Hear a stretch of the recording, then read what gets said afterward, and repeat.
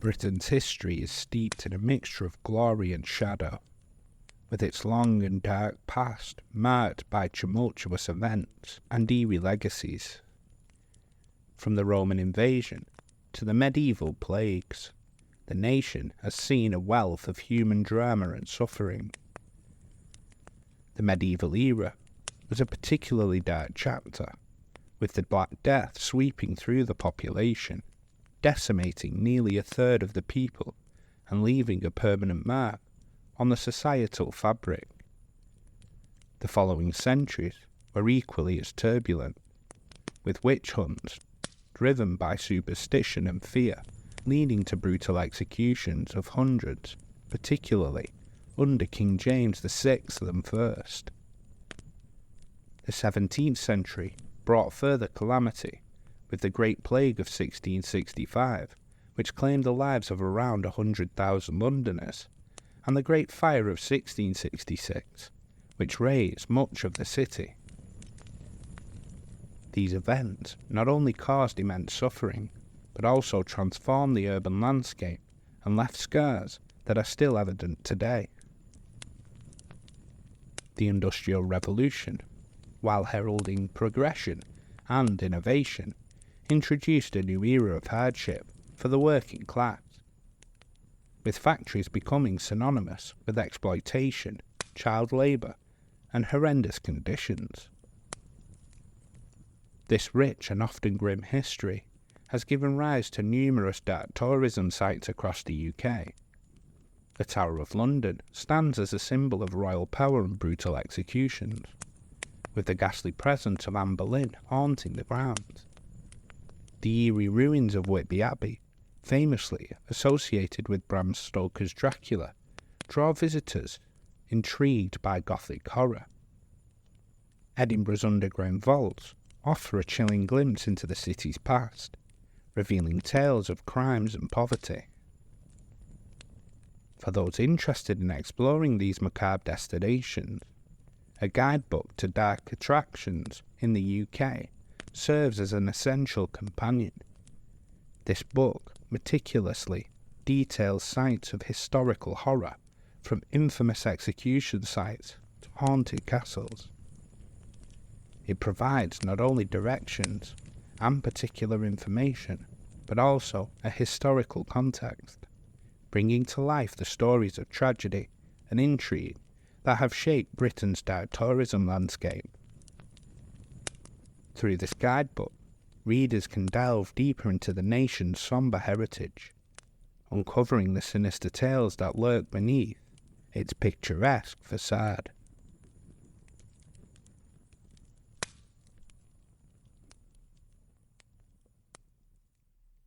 Hi everyone, and welcome back to the Dark History Podcast, where we explore the darkest parts of human history. Hope everybody is well. I'm Rob, your host as always. Welcome to Season 3, Episode 15, Exploring Britain's Dark Side, a deep dive into a guidebook to dark tourism in the UK. So today's episode is going to be something very different to what we are used to. Today, we're going to be talking about an amazing and interesting book that is right up my street, a guidebook to dark attractions in the UK. Not only will we have a dive into some of Britain's more macabre tourist attractions, we also have the man who brought us this brilliant book. Please welcome Mr Leon Mcanally. How are you, Robbie? All right? Yeah, we're all good, thank you. Good. Thank you for having me on your podcast. Thank you for being here. Thank you for taking the time out to come and talk to us. It's really brilliant. Yeah, it seems like a really good podcast. You have dark history, so it's nice that you touch on the darker aspects of history. So it's really good to be part of your blog. So thank you for having me. You're very welcome. Thank you. Just before we start, I would like to mention today's podcast of the week, Audibly Haunted, presented by the amazing Annie Cacciadorian. The way Annie tells her stories is amazing. Her episodes on historical or modern literature, haunts, and the paranormal keep you enthralled and wanting more. We'll have a sneak peek of Annie's show later on in the episode, but please go and check the show out. It is truly incredible. Anyway, without further ado, please turn off those lights, sit back and relax next to the fire for more dark history. So your book, A Guidebook to Dark Attractions in the UK, explores some of the UK's most intriguing dark tourism sites. So what was your inspiration to write this? Could you tell us your story? I think firstly, I grew up in a town called Bury St Edmunds in Suffolk. So learning when I was growing up in school of kind of grisly Tudor period, and then also St Edmund as well, kind of very much influenced kind of my interest in history. I think with the story of St Edmund, he was tied to a tree and his head was kind of cut off, and it was then later found being protected by a wolf, and it was reunited with his body and buried in the abbey, but later was moved after Henry VIII ordered the destruction of the abbey, and they haven't refound his body at all. And so I think that really kind of played an element of kind of my interest, firstly, really in history. And then I went on to West Suffolk College and studied travel and tourism. And then that's where I first kind of heard of this term, dark tourism. So I went home after hearing about it and Googled it and came across like places like Auschwitz and Ground Zero and Chernobyl. So I think, I first did kind of a presentation on dark tourism, and I think that kind of intrigued my interest more into it, and learning kind of the different attractions. But then I kind of realised I went on to the University of Northampton, because I understand they touched more on kind of this term dark tourism, where I kind of learned about the motivations and why people visit these places, and did a number, focused very much a lot of my work around kind of dark tourism throughout kind of my university degree. And then I think from speaking to people, travelling, especially across Europe and visiting dark tourism sites, I don't think, like I was speaking to like people who was like on tours from America, and I don't think they were they realised, didn't really know that we, like England, had similar kind of sites to what they was kind of visiting. That kind of, I wanted to get our history kind of known, really. So that's it. That is a cool story. You mentioned about the US and Britain having similar dark tourism sites. Could you tell us a bit more about that? Yeah, like we've got like a memorial to JFK, and like we have like a memorial to 9/11 down near London. That's actually made out of the wreckage of the Twin Towers. And speaking to people who are American, I don't think they're aware that we've got them kind of memorials that is linked to them. And I think it's also like where disasters happened in communities and stuff, especially like coal mining disasters. I don't think they're kind of well known about so much. And I think it's important that communities kind of make not just kind of other people known about across our country, but across kind of other countries as well. So there can be kind of similarities between disasters of what other people have kind of suffered, really. And then I think it's also important to reflect on other situations, like where we acknowledge where we've done wrong, like such as the kind of slave trade and things. No, I had no idea that there was a memorial to 9/11 in JFK, and I would say quite a few of our American listeners would be interested to know that. I also think that we should all know the details, especially when it comes to the slave trade, because one of the reasons I set up this podcast or the channel on TikTok originally was I don't think history is well taught. I took history when I was in high school, and I don't think it's well taught. It's sort of giving it you from a the winner's perspective, if you get what I mean. Yeah. Our empire, shall we say, for example, is taught that it's, you know, amazing. It's brilliant. We brought civilization to the world, in quotation marks, but we did some absolutely terrible things as well. We were the ones who invented the concentration camp, for example, and, you know, none of that's taught to us. So that was the reason why I wanted to set this up originally. So anyway, let's talk about the book. What are some of your favourite places you've visited? God, there's so many places. I've written about over 300 places, so I haven't visited them all.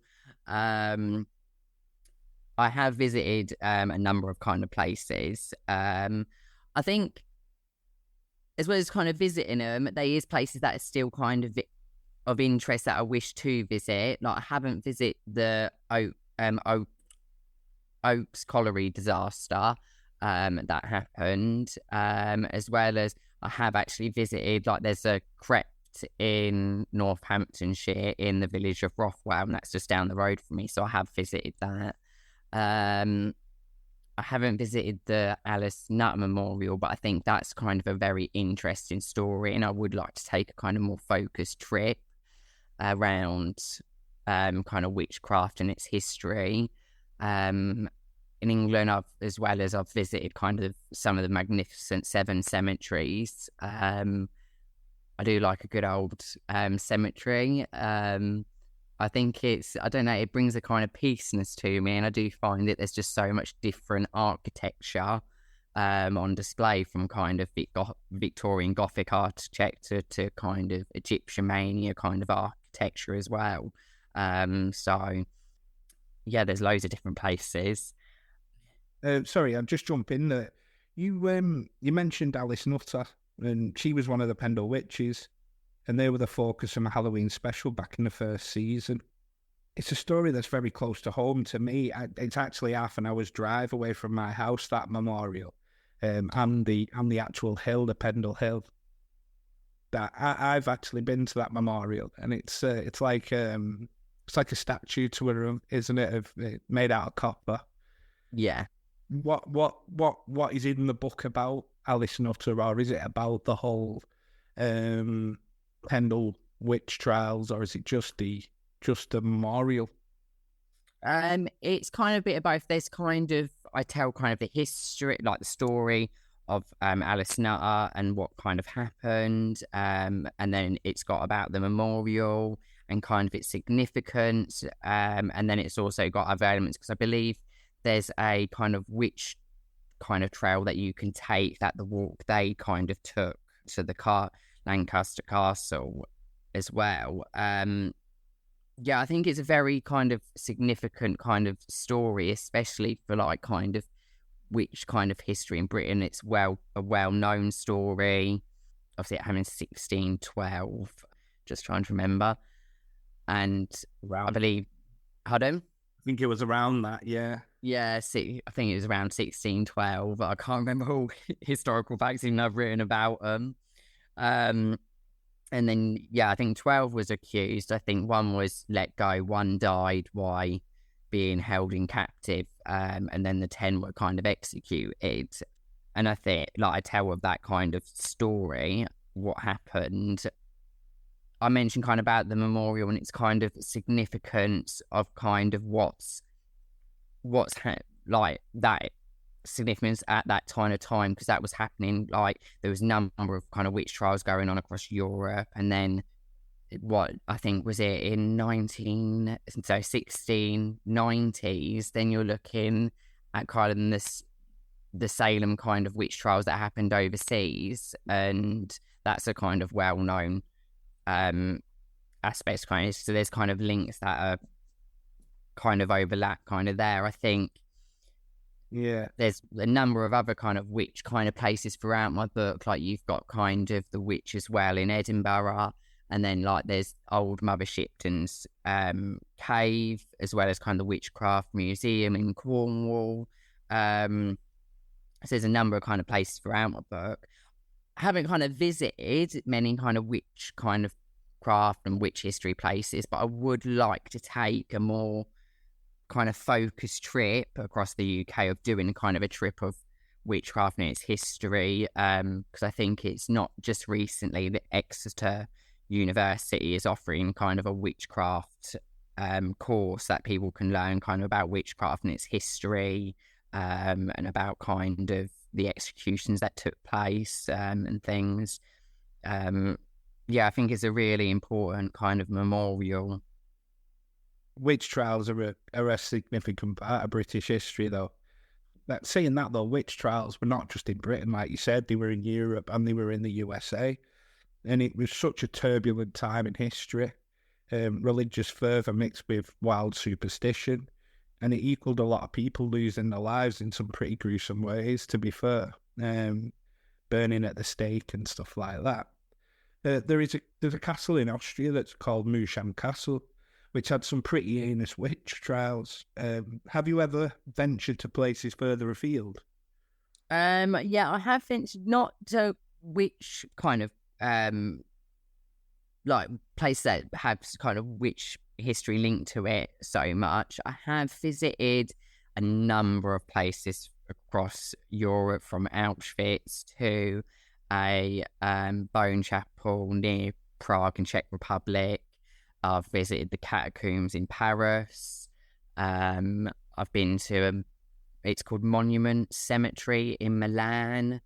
I'm trying to think. Well, I've been to so many places. I'm trying to. I think you mentioned Auschwitz as well before. Earlier on in the conversation, did you say you'd been to Auschwitz as well? Yeah, I have been there. I think that was a really eye-opening experience. An eerie place, that, isn't it? Pardon? It's an eerie place, that. Yeah, have you been to it yourself? Yes, yeah, I have actually been to Auschwitz. May I ask what you yourself thought about it at all? I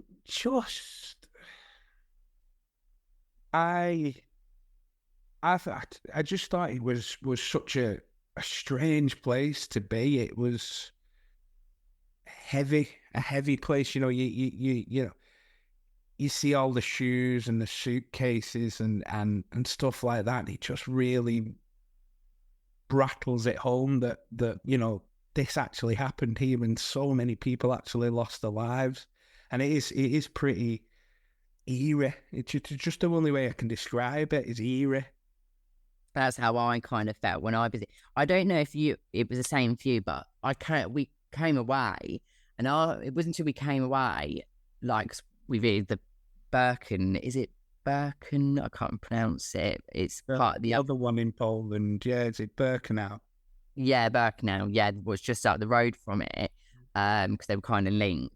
Like, while we was there, it felt more eerie, but we came away and we thought, we didn't even hear any birds. Yeah. Like, just an eerie silence across the whole of it. Yeah. Like, you expect it, because it's so open and it's such, like, it's in the middle of nowhere and it's surrounded with trees and stuff. I still expected to hear kind of nature kind of elements. And it wasn't until we came away that I thought, God, there was nothing. Yeah, no, I know what you mean. You sort of see them on the perimeter of the place. They don't seem to fly over it. It's very strange. Yeah, strange. But like, we'll say that. Like, I think while you have got them kind of well-known places like Auschwitz and kind of the catacombs of Paris, like, I think there's other elements like that people don't look at as dark tourism, like the Colosseum in Rome. Like that, a lot of like gladiator battles happened there and people died and things, and places like that can also be considered as kind of dark tourism. Yeah. And I think that's kind of my aspect within my book, because there's loads of places that I think people may have not looked at as dark tourism, but they can be considered as dark tourism. So yeah, that's kind of the way I've kind of taken my book, because given a new kind of perspective on kind of places, and then kind of said the reason behind of why these could be considered kind of dark tourism, really. Right. Well, before we digress and go on a tour of Europe, I think let's bring it back closer to our home. Here at Dark History, we love a good mass grave. Could you tell us about the hidden crypt beneath the village church at Rothwell in Northamptonshire? What makes this site so intriguing? Yeah, I think it's a very interesting place. I don't think it's very well known about. It was only because I was doing research that I came across it, and I speak to people and they're like, "Oh no, I've never heard of it. Like, I didn't know that." Even people like who live in Northampton, like, it's only 20 minutes down the road, are like, "No, I've never heard of it." Like, and it's like it was 7th and 18th centuries, and it's got about 2,500 bones like on display, kind of all kind of carefully stacked. They were believed to kind of put in there because there was a dune from the graveyards to kind of help those dead into heaven, like by purifying their kind of souls of their sins, like as part of purgatory, I believe it's called. And yeah, how can I explain it? It's a very eye-opening. It kind of is a glimpse of kind of into like death and kind of burial practice, and it's a bit eerie going down like a spiring staircase inside this small little room that's just filled with kind of bones. And I think they've maintained it very well. Like, it's got that kind of eerie kind of, I don't want to say it's more kind of kept in its kind of original state. Like, I felt that when I went to, like, only comparing it because I've been to like the Paris catacombs, I felt that was kind of more maintained for health and safety kind of reasons for tourists, because loads of people were kind of visiting it. Whereas I felt this was kind of more kept the way it should be kind of kept. Like, there was not a thought of kind of health and safety so much and things. So yeah, I think that's a very unique kind of place that not many people know about and should know about, really. It sounds like quite an experience. What kind of atmosphere does it have in there? It's hauntingly kind of beautiful at the same time, and it kind of contemplate kind of life really a bit. Like, you're looking at the dead, like that's right in front of you. You're looking at kind of, yeah, that was somebody back in the day, and it kind of makes you contemplate. Like, you realise how kind of life is short, and that's kind of it. It made me think. I think probably looking back at this thing, I think that was probably one of the aspects probably that steered me on to writing a book as well. Like, thinking I want to have something that's kind of left behind, because writing a book it's here even when I pass at the end of the day. Yeah. So yeah. We'll be back with Leon after this short break. In the meantime, please enjoy a sneak peek of today's podcast of the week, Audibly Haunted, with Annie Cachadorian. Welcome to Audibly Haunted. I'm your host, Annie Cachadorian. The paranormal is all around us. Sometimes it's the lady in black that haunts your basement, or maybe the dark shadows that lurk out in nature, or maybe places of the past. And sometimes the supernatural, the unexplainable, live within the pages of the books upon your shelves. Here at Audibly Haunted, we dive into different haunted literary works, myths, and folklores every week, simply trying to, well, make sense of it all. You can find Audibly Haunted on Instagram at Audibly Haunted, and you can find the podcast on Apple Podcasts, Spotify, Google Podcasts, or anywhere you get your podcasts. Again, Welcome to Audibly Haunted. So, let's dive into that. I'm a northerner. I don't know if the listeners will be able to tell the difference between us, but I'm a northerner. And we love a good coal mine up here. We really do. And as we know, with any sort of mining, disasters do happen. In fact, we had quite a big one in Wigan, where I'm from, back in 1908, when an explosion occurred, killing 76 people. Although not in the book, it shows that there are many more out there. And I was interested to hear the one. I know you said you haven't been to it yourself, but I was interested to hear the Oaks Colliery disaster, and I'd never heard of that one. So what happened there? That happened in 18. Oh, it's colliery disaster. Sorry, happened in 66. And it was kind of a catastrophic event in kind of English history. I think while the likes of kind of A Guidebook is a well-known mining disaster in British kind of history, especially because it killed so many children, the Oaks Colliery remains the deadliest disaster in English history in England.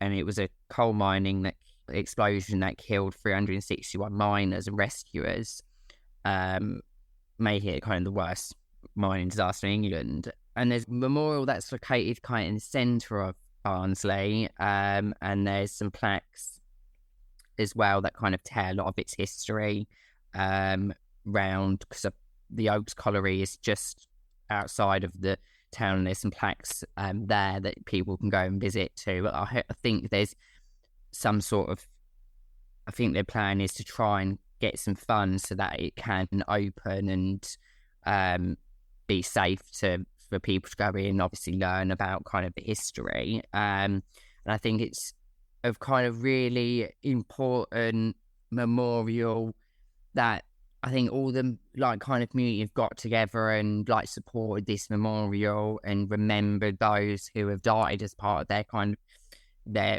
their community. And a number of people across Britain have gone down into coal mines and have risked their lives and died. And I think it's going to that memorial isn't just remembering them, but it's remembering all the other kind of lives that have been lost within our British kind of coal mines at the end of the day. Because there's a number of memorials across like Britain. I think there's another one within my book, the National Arboretum, that has a number of memorials, and there's one called the Bevan Boys, that is linked kind of to the World War II, who like lads were called up to go and work in the coal mines and over the war and things. And I think it going through a book and writing about different kind of coal mine disasters really opened my eyes to how many really lives and were lost through the coal mining industry across Britain. I mean, you mentioned Aberfan, and it is one of the biggest in Britain, isn't it? It is the biggest in Britain. Was it something like 140 people killed, and most of them children? Yeah, it was 100. Something like 140, 144, and I think 116 of them were children were killed. Awful. Like, that is a place within my book, is the graveyard in which a number of them are buried. But I have clearly stated within that entry that the locals, it's not a tourist attraction. The locals are not going to be happy with loads of tourists rocking up there and treating it as kind of a tourist kind of place. It's a local place in remembering those lives that were lost. At the end of the day, it was nearly a whole generation that were killed from that disaster. It's only a small place, isn't it? Pardon? It's only a village, isn't it, Aberfan? It's only a really small place, isn't it, as well? Yeah, it is a very small place, and I think it's just about being, if you're going to visit a place like that, is being really respectful at the end of the day. It's not a place, because you see these pictures of people kind of balancing what is awful, balancing on the railway tracks of Auschwitz and taking selfies. There's no consideration given, and that's kind of the same. You wouldn't go to a graveyard and be balancing on a marble plinth of a grave at the end of the day. It's about having respect at the end of the day. Yeah, no, I fully agree with you there. I do fully agree with you. So, as you know, it's Dark Histories, the podcast, and Dark Histories wouldn't be Dark Histories without going into the macabre and the gore. What are the darkest sites you've been to? What are the sites to make you go, Jesus, that was grim? In Britain, there's a couple that I have been to. There's a couple that I still want to visit. I think one of a kind of really unusual, a bit grim kind of place is called Little Dean Jail. That's down in Gloucestershire, and a gentleman owns. It's used to be a jail, and now it's got a macabre kind of taboo collection of, like a macabre museum. Yeah, it's really strange. Like, the walls are all got newspaper clippings going back years. You've got kind of artifacts that belong to the Krays, and then you also have kind of I don't know if yourself has ever heard of Fred and Rosemary West. Yeah, I've heard of them. Yeah, and they've got kind of the spade that is potentially was salvaged from the house of the basement, from the basement from the house, and it says potentially was used to bury the victims that Fred killed, and it's got items of his tie and stuff, and it shows the same tie in a newspaper clipping on the wall. And I'm thinking, God, where have you how have you got hold? It does say how he's got hold of him in there, but you think, God, you've really gone to extreme lengths to get these items, and they're on display. I felt when I walked into this little kind of jail cell that used to be obviously a jail cell, I personally felt it was like a shrine to them two. It was I kept on going back because I went. I think in the time I was there, I think I went back 3 times into that cell because I was just one was these items on display and thinking God, you've got some serial killers items on display, and 2, I couldn't take in all the information from these newspaper clippings. But then, but then they've also got items of the Cray twins and stuff. And definitely it's one of the places I would go back to, because it is really creepy. It is really creepy to be looking at all these items that belong to killers and serial killers and things. And yeah, there was just so much to take in. But then on another kind of aspect, the Hunterian Museum in London is a scientific museum, and it's got all of these autonomy specimens in jars, in glass cabinets. You're looking at the process of a little baby in a jar and a hand cut off. It is science, but it can be classed as kind of dark tourism because of the visual kind of element from it. You're looking at something gory and a bit strange. It's not something you could see every day. Probably good one too. Yeah, well, I think the most not. It's similar. There's a place in where is it? Naples. They've got an autonomy museum, and that was the first place I went to, an autonomy museum, and they've got kind of Siamese twins, babies, in these glass jars in solutions, and they've got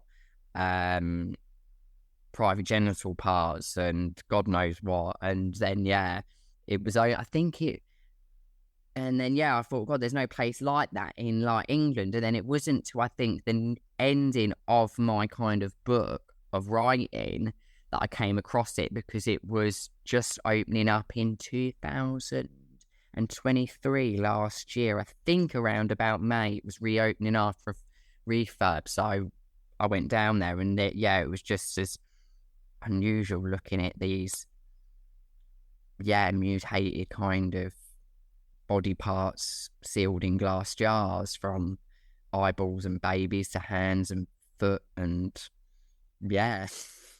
sounds well worth the entry fee anyway. Yeah, so prisons, you was talking about Little Dean Jail there, and prisons are very often very oppressive places, lots of death and sadness, and you sort of feel it, don't you? I mean, I know the artifacts that were in there will make you feel that way as well, but prisons are often this, just being in the prison is gives you those feelings. My neighbour, he used to work at Lancaster Castle, and he was telling me about a story about how they used to throw the people off the walls, prisoners off the walls.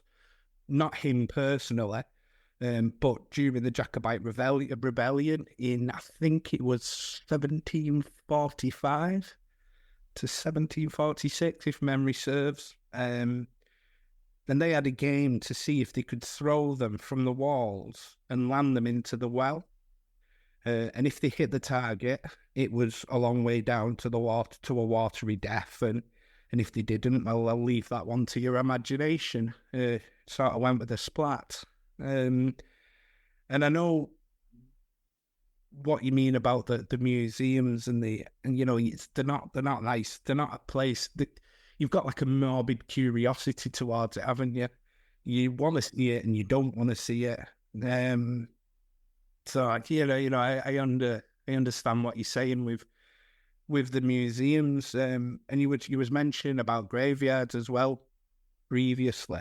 You get that feeling with them as well, don't you? That they're beautiful in the day and the architecture, but you go at night and they take on a completely different persona, shall we say? Yeah, I do agree. I think they're very unusual kind of places, and there's this kind of mellow, kind of eerie feeling about them.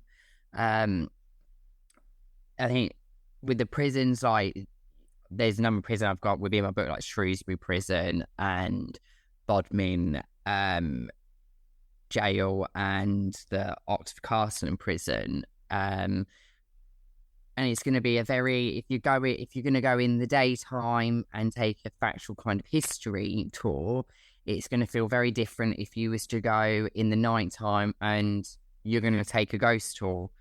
You're going to get your senses are going to be totally different to what it is in the daytime to what it is in the nighttime, and kind of what kind of tour you're kind of taking. And obviously then play like Shrewsbury Prison and Oxford Castle and Prison and Bodmin Jail are obviously aware of how senses and things work.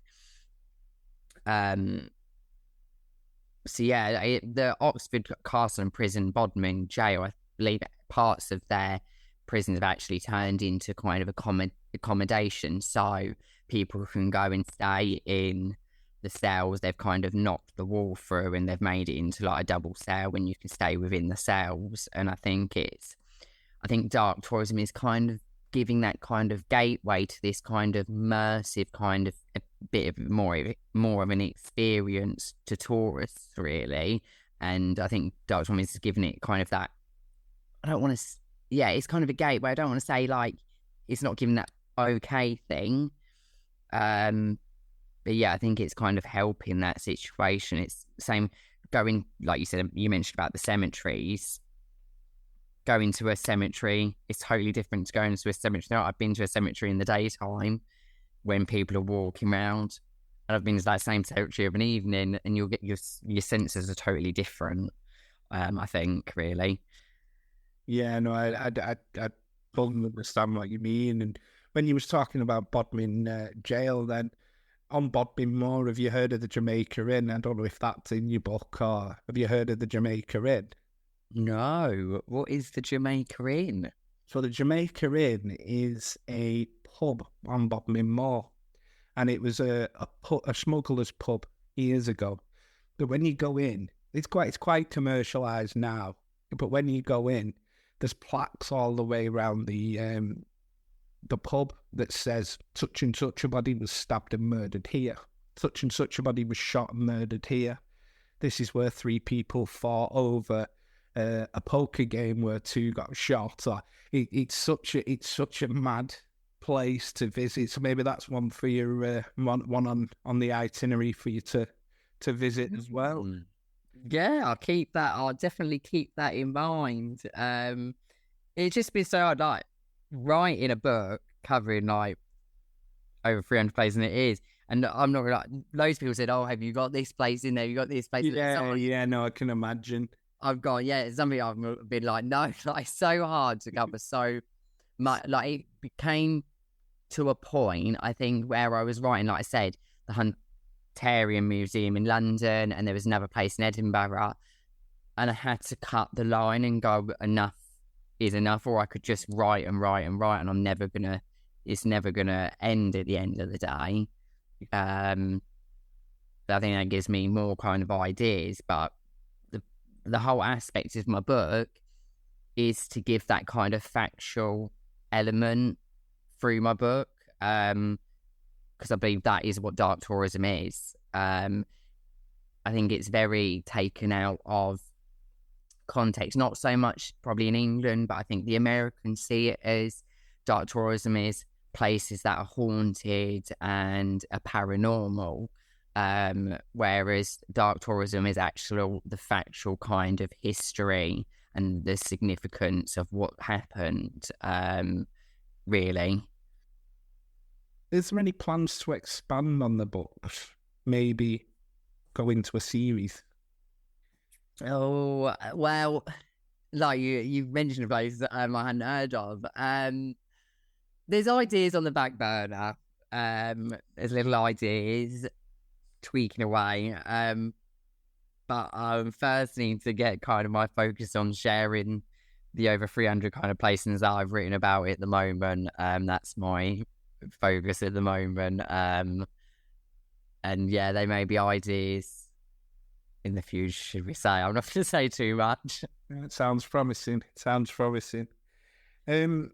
suppose, where and when can you get the book? Because obviously it's not out yet, but so where and when can people get the book?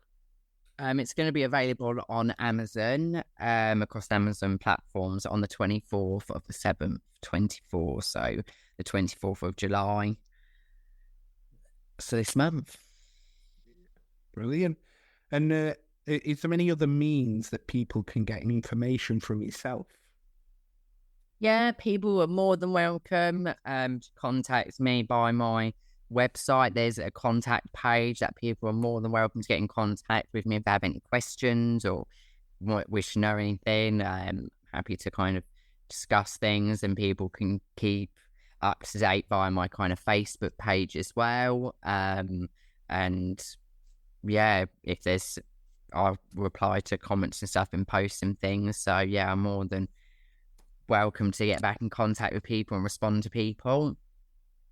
But you've also sent me over your links to your socials as well, so I'll link those in on the transcripts and stuff like that for people to get in contact with you as well, if that's okay with you. Yeah, brilliant. Well, I think we're about at the end. So thank you very much for coming on the show today. It's been a really interesting conversation. I hope everybody comes out and shows you some love from my side of it, and I wish you well for your book launch. Yeah, no, thank you ever so much for having me. At the end of the day, I'm really grateful for you having me on your podcast, Rob, and yeah, I think it was a really interesting chat. So thank you, and thank you to all those that have listened as well. Leon Mcanally's A Guidebook to Dark Attractions in the UK meticulously details these sites and many others, providing readers with historical context, personal stories, and practical information for visiting.